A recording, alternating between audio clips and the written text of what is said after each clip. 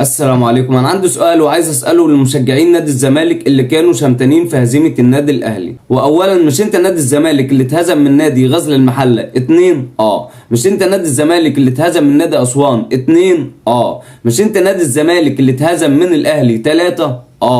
مش انت نادي الزمالك اللي اتهزم من بتوع الادويه 3؟ طب انت بتجيب البجاحه دي منين؟ يعني ليك وش منين تتكلم وتحفل على النادي الاهلي اللي اتهزم من افضل نادي في العالم؟ انت يوم ما لعبت مع الانديه ديت لعبت مع مين؟ مع اتلتيكو ده اللي هو انت كنت بتلعبه في احتفاليه المئويه، اللي هو كسبك نفس النتيجه اللي النادي الاهلي اتهزمها في بطوله مش وديه، لا ده في نص نهائي كاس العالم للانديه. فانت بتجيب البجاحه دي منين؟ اللي بيته من ازاز ما يحدفش الناس بالطوب. الزمالك الايام ديت بقى عامل زي المدوسه، كل اللي جاي بيدوس عليه. انا واحد كزملكاوي اهو، بس مش بجح. ما انت ما تكونش بجح بالشكل ده.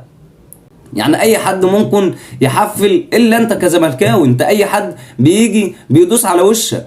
يعني ايا كان اسوان، ايا كان غزل المحله، ايا كان الاهلي، ايا كان بتوع الادويه، كل ده داس على وشك. يعني منهم 2 فاز عليك 2، ومنهم 2 فاز عليك 3. وبلاش كمان نتكلم على ماتش الكاس، احنا حسبناه كانه تعادل، لكن لو هنتكلم المنافس كان ناقص 1 ومع ذلك وصل معاك للتعادل وفاز عليك في نهايه الماتش. بلاش تتكلم وتحفل على هزيمه النادي الاهلي من اقوى نادي في العالم، اقوى الانديه بتلعبه وبتبقى خايفه منه. السيتي، تشيلسي، PSG، الانديه دي تشوف مع مدى قوتها بتبقى بتلاعب النادي الملكي وبتبقى خايفه منه.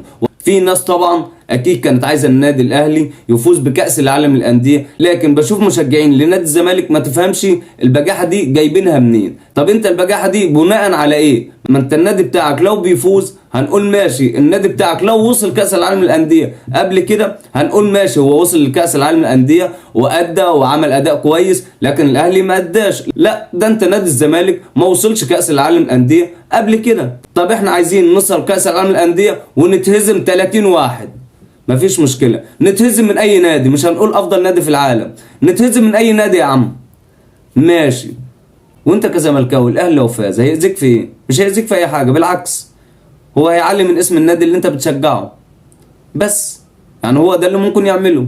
فانت ممكن كل الناس تتكلم وممكن كل الناس تحفل على هزيمه النادي الاهلي الا انت. وبعدين هو ما ينفعش اصلا حد يحفل على هزيمه النادي الاهلي، لان انت بتتكلم الاهلي كان بيلاعب افضل نادي في العالم على الاطلاق، واي واحد اهلاوي اكيد كان عنده احتمال 99% ان الاهلي مش هو اللي هيفوز بالماتش. اشد المتفائلين من مشجعين النادي الاهلي ان كان يقول لك ان الاهلي ممكن هيتهزم 1 بس. هم مشجعين النادي الاهلي اصلا ما كانش عندهم احتمال 1% ان الاهلي هيفوز. ده حتى بيقول لك دوي عيوبك مالك ومال الناس بس. وده اللي احنا كنا عايزين نقوله. والسلام عليكم.